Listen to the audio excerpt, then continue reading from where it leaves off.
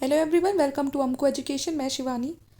आज हम लेकर आए हैं आपके लिए टॉप 50 हिस्ट्री के क्वेश्चन। सारे ही क्वेश्चन बहुत इंपॉर्टेंट होने वाले हैं क्योंकि हमने ये सारे क्वेश्चन अलग अलग एग्जाम में जो काफ़ी बार रिपीट हो चुके हैं वहाँ से लिए हैं। तो इसीलिए हो सकता है कि आगे जब आप कोई एग्जाम दें तो वहाँ पर भी आपको ये सारे क्वेश्चन देखने के लिए मिले, क्योंकि अपने आप में ये सारे ही टॉपिक बहुत इंपॉर्टेंट है और वहीं से हमने ये क्वेश्चन लिए हैं। तो आप हमारे साथ वीडियो के एंड तक जुड़े रहें।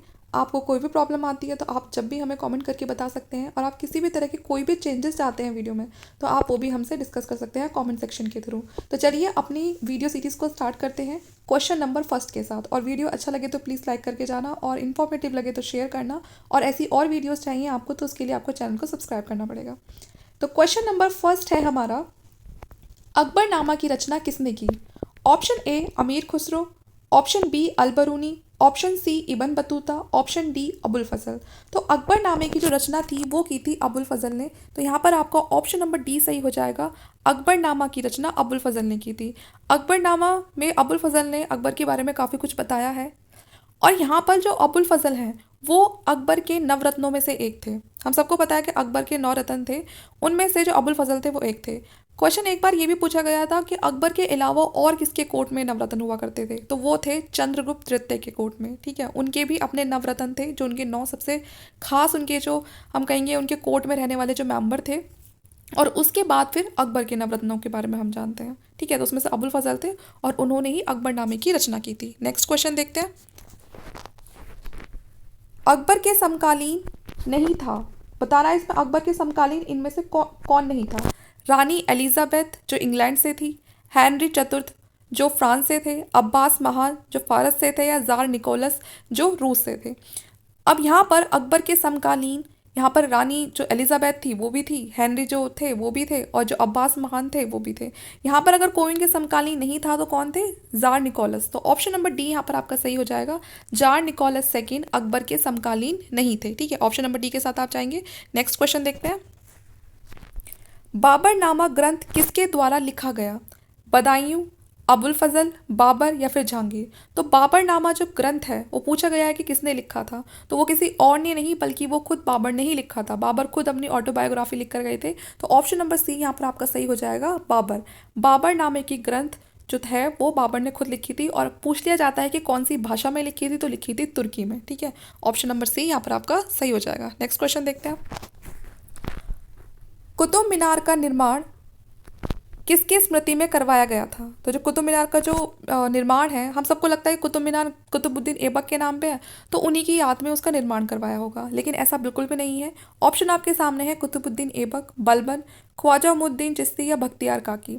तो कुतुबुद्दीन जिसकी याद में बनवाया गया है वो है बख्तियार काकी। जो कुतुबुद्दीन थे, सॉरी, जो ऑप्शन नंबर ए में यहाँ पर गिवन है कुतुबुद्दीन ऐबक, ये बहुत मानते थे बख्तियार काकी को, और इन्होंने इन्हीं की याद में ये कुतुब मीनार बनवाया था। हालांकि ये इसको पूरा नहीं करवा पाए थे और उससे पहले ही इनकी मृत्यु हो जाती है। तो आगे का जो भी जो काम होता है कुतुब मीनार का उसको पूरा करवाते हैं इल्तुतमिश। ठीक है, तो यहाँ पर आंसर होगा ऑप्शन नंबर डी, बख्तियार काकी। कुतुब मीनार का निर्माण बख्तियार काकी की स्मृति में करवाया गया था। ठीक है, नेक्स्ट क्वेश्चन देखते हैं। मनसबदारी व्यवस्था किस शासक के द्वारा शुरू की गई थी? मनसबदारी जो व्यवस्था थी वो किस शासक ने शुरू करवाई थी? बाबर ने, अकबर ने, शेर शाह ने या हुमायूं ने? तो मनसबदारी व्यवस्था बहुत ही प्रमुख व्यवस्था है जो मुगल काल में शुरू की गई थी, और ये शुरू की थी अकबर ने। तो ऑप्शन नंबर डी यहाँ पर आपका सही हो जाएगा, अकबर ने। मनसबदारी व्यवस्था अकबर के द्वारा शुरू की गई थी। नेक्स्ट क्वेश्चन देखते हैं। भूमि सुधार जब्ती प्रथा किसकी देन है? तो भूमि सुधार जब्ती प्रथा ये देन है, ऑप्शन आपके सामने है, अकबर, बीरबल, टोडरमल या मानसिंह। तो यहाँ पर जो भूमि सुधार जो जब्ती प्रथा है, ठीक है, वो दी थी टोडरमल ने। ऑप्शन नंबर सी यहाँ पर आपका सही हो जाएगा, टोडरमल ने। भूमि सुधार जब्ती प्रथा बहुत ही इंपॉर्टेंट क्वेश्चन है। टोडरमल बहुत ही इंपॉर्टेंट और प्रमुख इंसान है अगर हम अकबर की बात करते हैं। इसके लिए तो चाहे आप हमारी जो हिस्ट्री की जो सीरीज़ में ऑलरेडी कंप्लीट कर चुकी हूँ, डिटेल में बता चुकी हूँ, वहाँ पर भी आप जाके इनके बारे में पढ़ सकते हैं। ठीक है, यहाँ पर आंसर होगा टोडरमल। नेक्स्ट क्वेश्चन देखते हैं। इनमें से कौन से राजस्व अकबर का अपना योगदान था? ठीक है, तो यहाँ पर पूछा है कि इनमें से कौन सी व्यवस्था थी जिसमें अकबर ने अपना योगदान दिया था? बटाई, नशक, कानकूत या फिर दहशाला? तो जो राजस्व व्यवस्था थी अकबर का उसमें योगदान था दहशाला में, तो ऑप्शन नंबर डी यहाँ पर हमारा सही हो जाएगा, दहशाला। ठीक है, बटाई नश कानकुत नहीं है, बल्कि यहाँ पर आंसर होगा दहशाला में। ठीक है, ये एक राजस्व व्यवस्था थी जो अकबर का इसमें बहुत ही बड़ा योगदान रहा है। नेक्स्ट क्वेश्चन देखते हैं, किस ग्रंथ में आदम से लेकर अकबर तक के काल का इतिहास मिलता है? कि मतलब आदम से लेकर अकबर एक अच्छा खासा जो लंबा पूरा इतिहास है वो हमें पढ़ने के लिए मिलता है उसमें, तो वो कौन सा ग्रंथ है? तो वो ग्रंथ है आपका, ऑप्शन आपके सामने है, बाबरनामा, अकबरनामा, जहांगीरनामा या सभी में। तो यहाँ पर वो ग्रंथ है आपका अकबरनामा, तो ऑप्शन नंबर बी यहाँ पर आपका सही हो जाएगा, अकबरनामा। अकबरनामा ग्रंथ में आदम से लेके अकबर तक के काल तक का पूरा इतिहास आपको मिलता है। ठीक है, नेक्स्ट क्वेश्चन देखते हैं, शिकार के समय रास्ते में पड़ने वाला गांव में भू राजस्व जानकारी किस सम्राट ने सर्वप्रथम प्राप्त की? ठीक है, तो यहाँ पर पूछा गया है कि शिकार के समय रास्ते में पड़ने वाले जितने भी भू राजस्व संबंधी जो जानकारी थी वो सबसे पहले किस सम्राट ने चाहा कि वो जो सारी जानकारियाँ वो उसको पता होनी चाहिए, तो वो जो ये काम था वो स्टार्ट किया था अकबर ने। तो ऑप्शन नंबर ए यहाँ पर आपका सही हो जाएगा, अकबर ने। ज़्यादातर जितने भी मुगल काल में जो बहुत अच्छी जो स्ट्रैटेजी ला के अपने पूरे मैनेजमेंट को चलाया गया है वो अकबर ने चलाया है। ठीक है, और जितने भी ज़्यादा जो सोशल सामाजिक जो भी काम में सुधार किए गए हैं, रिफॉर्म्स लाए हैं, तो वो भी ज़्यादातर अकबर के काल में ही हुआ है। तो इसीलिए अगर आपको कोई आंसर नहीं भी पता है तो आप अकबर को टिक कर सकते हैं। ठीक है, तो शिकार के समय रास्ते में पड़ने वाले गांव में भू राजस्व संबंधी जानकारी अकबर ने सर्वप्रथम प्राप्त की। ठीक है, साम्राज्यवादी इतिहासकार है Abdul Qadir Badauni, WH Moreland, RP Tripathi, RS Sharma. तो पूछा है एक साम्राज्यवादी इतिहासकार जो बड़े ही फेमस है, तो वो कौन है? तो वो है WH मोरलैंड। ठीक है ना, साम्राज्यवादी इतिहासकार थे ये WH मोरलैंड। अगला क्वेश्चन देखते हैं, क्वेश्चन बहुत इंपॉर्टेंट है, अगर वीडियो अच्छा लगे तो प्लीज़ लाइक करना। भारत में तंबाकू का पौधा लगाया था, किसने लगाया था? अब ये बताना है हमें यहाँ पर, अंग्रेज़ों ने, हुणों द्वारा, पुर्तगालियों द्वारा या अरबों द्वारा? तो भारत में जो तंबाकू का जो पौधा लगाया था वो लगाया था पुर्तगालियों ने। ठीक है, तो ऑप्शन नंबर सी यहाँ पर सही हो जाएगा, पुर्तगालियों ने तंबाकू का पौधा लगाया था। हालांकि जो पहली बार कंज्यूम किया था तंबाकू को वो किया था अकबर ने, और आगे चल के फिर इस तंबाकू को बैन करवा दिया था जहांगीर ने। तो ये सारे पॉइंट याद रखना कि सबसे पहले किसने खाया था इसको, कौन से मुगल शासक ने? अकबर ने। और इसको बैन किसने करवाया था, प्रतिबंध किसने करवाया था? जहांगीर ने। और तंबाकू का पौधा किसने लगाया था? पुर्तगालियों द्वारा लगाया गया था। नेक्स्ट क्वेश्चन देखते हैं, सन 1600 से 1700 ईसा पूर्व के बीच भारत की आबादी लगभग कितनी बड़ी थी? 6 करोड़, 7 करोड़, 5 करोड़ या 10 करोड़? तो 1600 से लेकर 1700 के बीच में जो भारत की आबादी थी वो लगभग 5 करोड़ बड़ी थी। तो ऑप्शन नंबर सी यहाँ पर आपका सही हो जाएगा। पूरी ये 100 साल के बीच का आपको टाइम बताया कि इसमें कितनी आबादी बढ़ी थी, तो आपकी 5 करोड़ आबादी पूरी बढ़ी थी। ठीक है, तंबाकू का सेवन सर्वप्रथम किस मुगल सम्राट ने किया था? अकबर ने, जहांगीर ने, शाहजहां या औरंगजेब ने? तो जैसे कि मैंने आपको भी लास्ट क्वेश्चन में ही बताया था कि जो तंबाकू का सेवन था वो सबसे पहले अकबर ने किया था। पौधा किसने लगाया था? पुर्तगालियों ने लगाया था। नेक्स्ट क्वेश्चन है, कुतुब मीनार का निर्माण किसने आरंभ किया? इब्न बतूता, अलाउद्दीन खिलजी, कुतुबुद्दीन ऐबक या रजिया सुल्तान? तो कुतुब मीनार का जो निर्माण था वो शुरू किया था कुतुबुद्दीन ऐबक ने। तो ऑप्शन नंबर सी यहाँ पर आपका सही हो जाएगा, कुतुबुद्दीन ऐबक। लेकिन ये उसको पूरा नहीं करवा पाए थे, तो उसको पूरा करवाया था इल्तुतमिश ने। ठीक है, तो उसका आंसर होगा इल्तुतमिश। और यहाँ पर है निर्माण कराना किसने शुरू किया था, तो आंसर हो जाएगा आपका कुतुबुद्दीन ऐबक। ठीक है, तो ये सारी ही फैक्ट्स आपको याद रखनी है, एग्जाम घुमा फिरा के कैसे भी पूछा जा सकता है। भारत आने से पहले बाबर कहाँ का शासक था? फरगना, अफगानिस्तान, यूनान या फिर अरब? तो भारत आने से पहले बाबर फरगना का शासनकार था, मतलब वहाँ पर शासक था। ठीक है, फरगना। लेकिन होता क्या है, आप सबको पता है कि इंडिया का यहाँ पर ये पूरा फरगना होता है इस साइड, तो आप अफगानिस्तान के आसपास वाले एरिया में देखेंगे तो यहाँ पर जो लोग थे वो बाबर को एक्सेप्ट नहीं कर रहे थे। यहाँ पर मतलब बाबर अपना शासन जमाना चाहता था लेकिन वो उस चीज़ को वहाँ पर पूरी तरह से जमा नहीं पा रहा था। तो यहाँ पर क्या होता है, यहाँ इंडिया में उस टाइम पे लोधी डायनेस्टी का रूल होता है और यहाँ पर रूलर होता है इब्राहिम लोधी। तो इब्राहिम लोधी की उनके अंकल से नहीं बनती थी, तो यहाँ पर इब्राहिम लोधी के जो अंकल होते हैं वो बाबर को इन्वाइट करते हैं कि आप भारत में आइए, ठीक है, और यहाँ पर इसको इब्राहिम लोधी को हराओ। लेकिन इनके अंकल को ये कहाँ पता था कि बाबर यहाँ पर आएगा, वो इब्राहिम लोधी को हरा तो देगा लेकिन वो फिर यहाँ से जाएगा नहीं। लेकिन पीछे की जो स्टोरी है वो ये है, तो इसीलिए बाबर इस जल्दी से ये जो फर्गना है इसको छोड़ देता है और वो अपने आप को यहाँ पर इस्टेब्लिश कर लेता है, ठीक है, इंडिया में इस्टेब्लिश कर लेता है, क्योंकि यहाँ तो फिर भी कुछ नहीं हो रहा था। तो इस तरह से जो भारत में आने वाले जो बाबर था वो कहाँ का शासक था, वो फरगना का शासक था, ठीक है। तो ये सारे ही पॉइंट याद रखने हैं कि बाबर कहाँ से आया था, फरगना से आया था। बाबर जब भारत आया था तो उसने सबसे पहले किसके साथ उसकी लड़ाई हुई थी, तो ये सारी चीज़ें आपको याद रखनी है। नेक्स्ट क्वेश्चन देखते हैं। अकबर ने टोडरमल को दीवाने अशरफ कब नियुक्त किया, तो ये पूछा है इसमें कि अकबर ने जो टोडरमल थे उनको दीवाने अशरफ कब नियुक्त किया, 1582 में, 1583 में, 1584 में या 1585 में। तो अकबर ने जो टोडरमल थे उनको दीवाने अशरफ नियुक्त किया था 1582 में। तो ऑप्शन नंबर ए यहाँ पर सही हो जाएगा, 1582 में उन्होंने जो टोडरमल थे उनको दीवाने अशरफ की नियुक्त मतलब उसके लिए नियुक्त कर दिया था, ठीक है, टोडरमल को 1582 में। नेक्स्ट क्वेश्चन देखते हैं। औरंगजेब ने अपने जीवन का अंतिम भाग बिताया, कहाँ पर बिताया था अपने जीवन का अंतिम भाग उन्होंने, पश्चिम भारत में, उत्तरी भारत में, पूर्वी भारत में या दक्षिण भारत में। तो औरंगजेब के जो अपने आखिरी के जो दिन थे या उनका हम कह सकेंगे जीवन के तो जो अंतिम भाग था वो बिताया था उन्होंने दक्षिण भारत में। तो ऑप्शन नंबर डी यहाँ पर सही हो जाएगा, दक्षिण भारत में। औरंगजेब ने अपने जीवन का अंतिम भाग दक्षिण भारत में बिताया था, ठीक है। नेक्स्ट क्वेश्चन देखते हैं। भारत का प्रथम मुगल शासक कौन था, बाबर, अकबर, शेर शाह सूरी या फिर बलबन। तो भारत का जो प्रथम मुगल शासक था, जैसे मैंने आपको बताया कि सबसे पहले कौन आता है, बाबर आता है, वो फरगना से आता है। तो यहाँ पर भी हमारा आंसर क्या होगा कि भारत का प्रथम मुगल शासक कौन था, बाबर। ऑप्शन नंबर ए यहाँ पर सही हो जाएगा, भारत का प्रथम मुगल शासक बाबर था। नेक्स्ट क्वेश्चन देखते हैं। अकबर ने दिन ए इलाही कब शुरू किया, 1562 में, 1564 में, 1579 में या 1582 में। तो अकबर ने ये दिन है इलाही, वो चाहते थे कि एक अलग रिलीजन बने, लेकिन हालांकि उनकी ये जो इच्छा थी वो पूरी नहीं हो पाई क्योंकि लोग इससे इतने ज़्यादा नहीं जुड़े। बहुत ही कम लोग थे जो दिन है इलाही से जुड़े थे। उनमें जो पहले जो इसमें जो मेंबर बने थे वो थे बीरबल, अकबर के बहुत ही खास थे बीरबल। तो वो पहले मेंबर थे जो दिन है इलाही से जुड़े थे, और बाद में चल के फिर ये चीज़ बहुत ही हम कहेंगे कि ज़्यादा एक्टिव नहीं रहती है और फिर सब इसे भूल जाते हैं, इस पर किसी का तो ध्यान नहीं जाता है, क्योंकि उस समय के जो मौलवी काजी होते हैं वो अकबर से कहते हैं कि आप इन रिलीजियस जो ये चीज़ें हैं इनसे दूर रहिए, है ना। तो अकबर भी इस बात को समझ जाते हैं और वो अपने कोर्ट को और रिलीजन को हमेशा इसलिए ही अलग रखते थे। तो अकबर ने जो दिन है इलाही है वो शुरू किया था 1582 में, ठीक है। तो ऑप्शन नंबर सही होगा यहाँ पर आपका डी, 1582 में अकबर ने दिन है इलाही की शुरुआत की थी, ठीक है। नेक्स्ट क्वेश्चन देखते हैं। ताजमहल का निर्माण किसने करवाया, अकबर, जहांगीर, औरंगजेब और शाहजहां।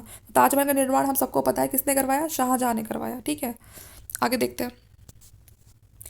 अकबर ने तीर्थ यात्रा कर समाप्त किया 1563 में, 1564 में, 1565 में या 1566 में।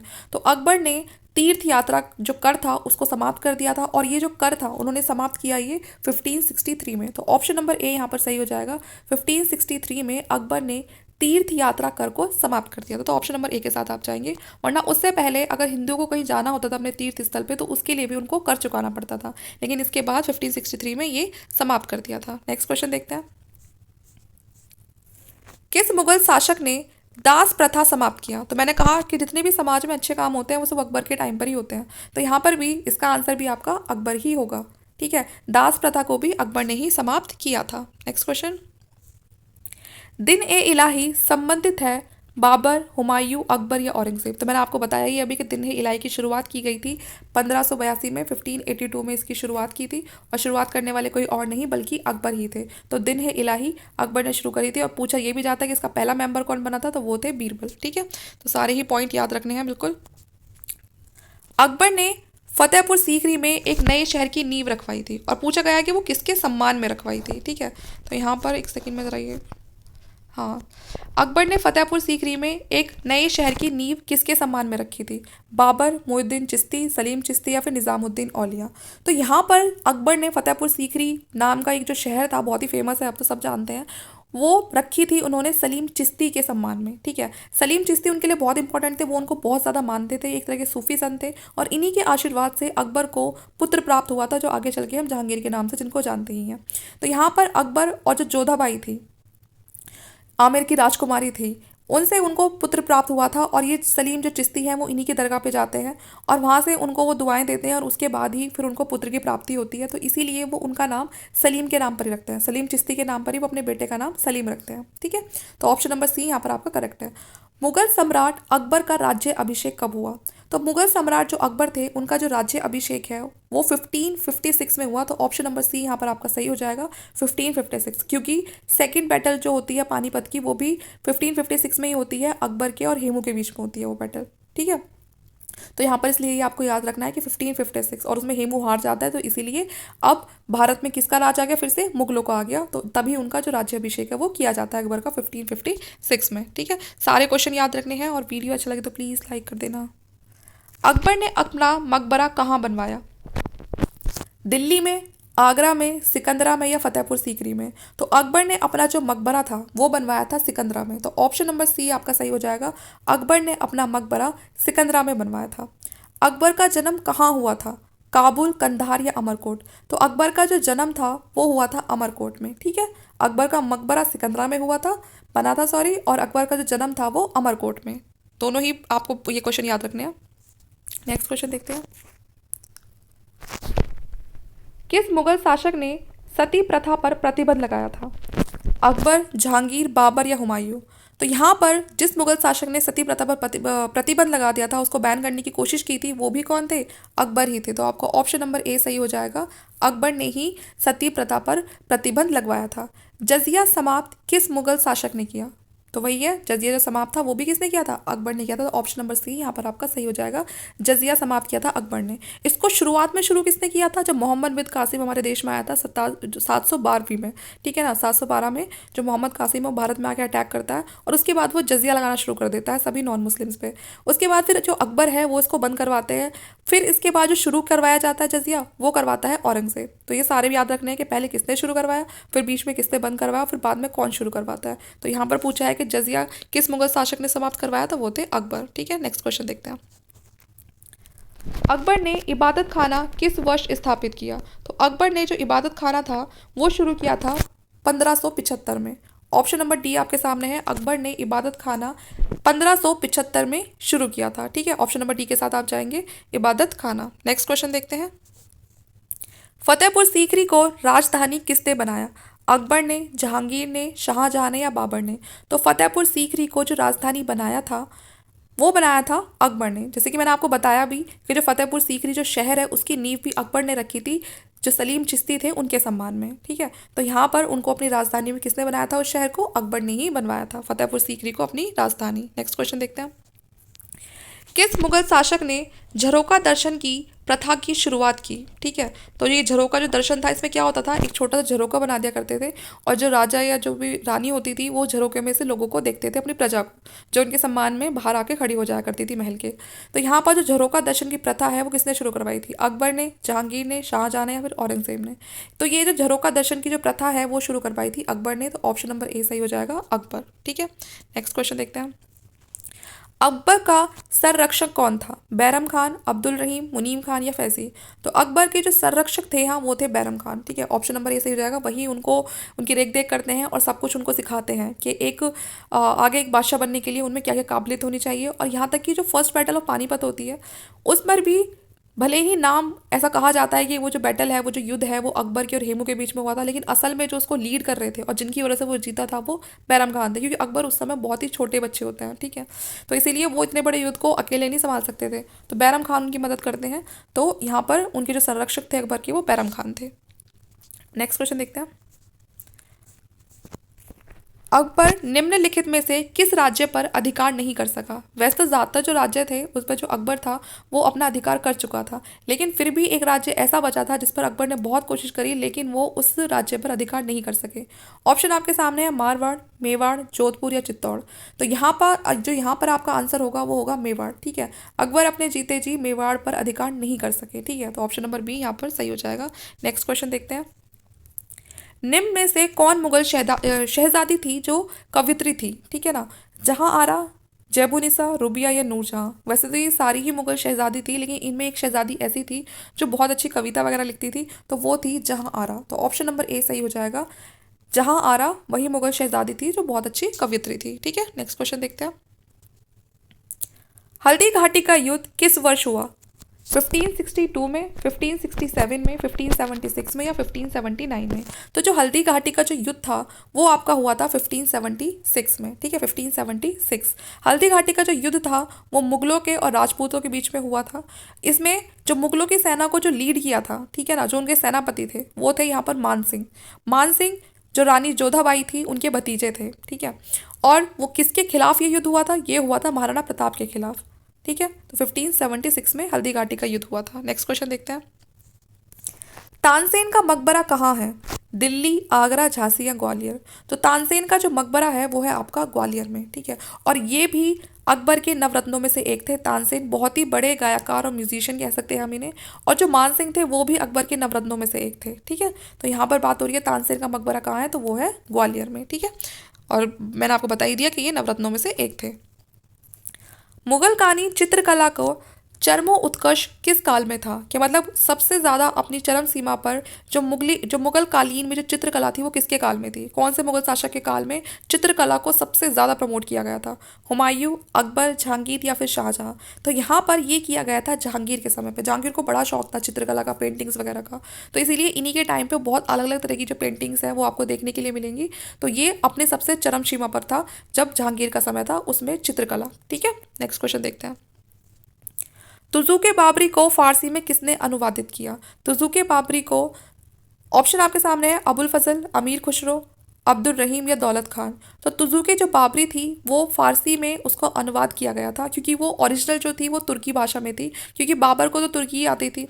लेकिन बाद में जो कोर्ट था, मुगलों का जो कोर्ट था, वहाँ पर पर्शियन इन्फ्लुएंस ज़्यादा देखा गया। जो पर्शियन इन्फ्लुएंस था वो ज़्यादा देखा गया, फारसी प्रभाव उनके कोर्ट में ज़्यादा था, क्योंकि जो हुमायूं था वो 15 साल पर्शिया में रहकर आया था, फारस में रहकर आया था। तो वहाँ के जो राजा थे वो उनको उसी बात पे एग्री करते हैं कि हम तुम्हारा साथ तो देंगे भारत में लड़ाई करने के लिए, उस युद्ध को जीतने के लिए, लेकिन हमारी शर्त ये होगी कि तुम फारसी संस्कृति है उसको भारत में फैलाओगे। तो हुमायूं इस बात के लिए मान जाते। तो इसीलिए हुमायूं के बाद भारत में तुर्की ना होके जो फारसी जो संस्कृति होती है वो ज़्यादा देखने के लिए मिलती है कोर्ट कचहरी में। तो यहाँ पर जो तुजुके बाबरी होती है इसको भी बाद में जो फारसी भाषा होती है उसमें अनुवादित किया जाता है, और ये किया था आपका ऑप्शन नंबर सी, अब्दुल रहीम ने, ठीक है। अब्दुल रहीम ने तुजुके बाबरी को फारसी में अनुवादित किया था। नेक्स्ट क्वेश्चन देखते हैं। इसके बाद है, लोधी वंश का अंतिम शासक कौन था? जो लोधी वंश का जो अंतिम शासक थे, पहलोल लोधी, सिकंदर लोधी, इब्राहिम लोधी या काफूर? तो लोधी वंश के जो सबसे आखिरी शासक थे वो थे इब्राहिम लोधी, और इन्हीं को जो बाबर है वो हरा के यहाँ पर मुगलों का जो शासन है वो शुरू कर देते हैं। तो लोधी वंश का जो अंतिम शासक था वो इब्राहिम लोधी था। नेक्स्ट क्वेश्चन देखते हैं। द्वितीय अफगान राज्य का संस्थापक कौन था?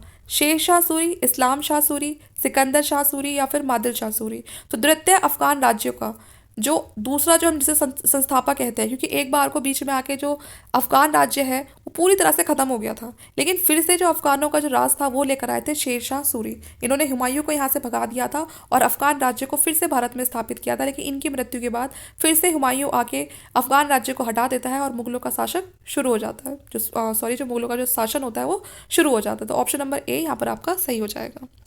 नेक्स्ट क्वेश्चन देखते हैं।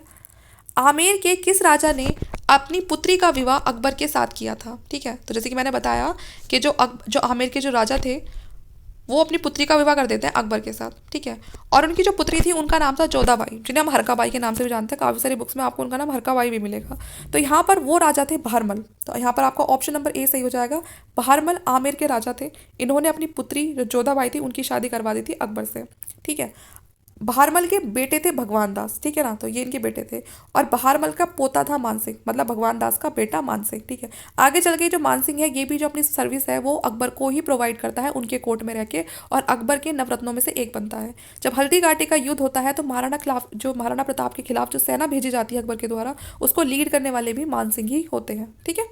तो यहाँ पर भारमल ने जो आमिर के राजा थे उन्होंने अपनी पुत्री का विवाह अकबर से किया था, ठीक है। तो ये सारे ही फैक्ट्स आपको याद रखने हैं, सारे इंपॉर्टेंट है, क्वेश्चन कैसे भी बन सकता है। राजकुमार दारा का संबंध किस सिलसिले से था? चिश्ती, सुहरावर्दी, कादरी या सभी से? तो राजकुमार जो दारा थे उनका संबंध कादरी सिलसिले से था। ऑप्शन नंबर सी सही हो जाएगा, कादरी। नेक्स्ट क्वेश्चन देखते हैं। त्रिपिटकाचार्य किस विद्वान लेखक को कहा गया है? बीरबल, अबुल फजल, राहुल, संकृतायन या फिर बदायूं। तो यहाँ पर हमारा आंसर होगा ऑप्शन नंबर सी, ठीक है ना। राहुल संकृतायन को ही, जो त्रिपिटक आचार्य हैं, उनको मतलब उनको ही बहुत बड़ा एक विद्वान लेखक बताया गया है, और जो राहुल को ही एक दूसरा नाम दिया गया है, ठीक है ना, त्रिपिटक आचार्य का। ठीक है, नेक्स्ट क्वेश्चन देखते हैं। पाशानामा के लेखक कौन है? फैज सरहिंदी, अहमद यादगार, मोतीबिंद खां या फिर अब्दुल हमीद लाहौरी। तो यहाँ पर जो पाशानामा के जो लेखक हैं वो है मोतीबिंद खां, ठीक है। ऑप्शन नंबर सी सही हो जाएगा, ठीक है। यहाँ पे एक सेकेंड, यहाँ पे ऑप्शन नंबर सी पे जाएंगे, मोतीबिंद खां, ठीक है। ऑप्शन नंबर सी आपका सही हो जाएगा। नेक्स्ट क्वेश्चन देखते हैं। ठगी प्रथा का अंत किसके काल में हुआ? तो ये हुआ था, ऑप्शन देख लेते हैं पहले, रिपन, कर्जन, बैंटिंग या डलहौजी। तो जो ठगी प्रथा का जो अंत था वो हुआ था बैंटिक के काल में। ऑप्शन नंबर सी यहाँ पर आपका सही हो जाएगा, बैंटिक के काल में ठगी प्रथा का अंत हुआ था। नेक्स्ट क्वेश्चन देखते हैं। पानीपत के तृतीय युद्ध में अकबर ने किसे पराजित किया था? पानीपत का जो दूसरा युद्ध हुआ था, पूछा गया है कि उसमें किसने किसे हरा दिया था।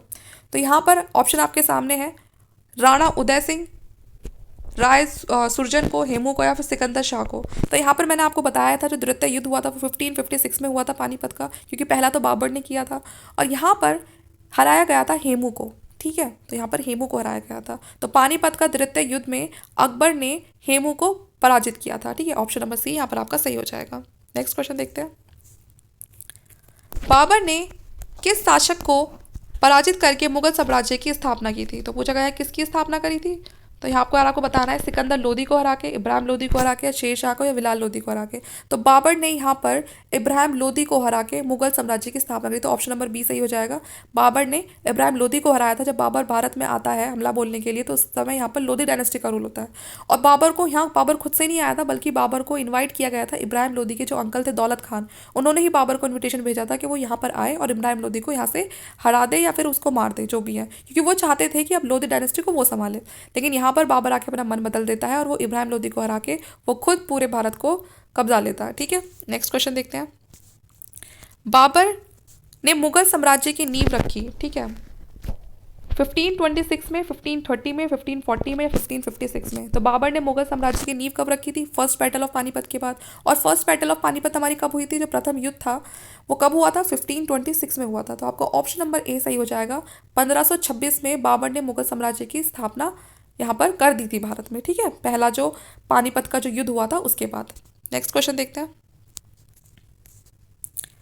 बाबर ने अपनी यादें तुजुके बाबरी में किस भाषा में लिखी थी?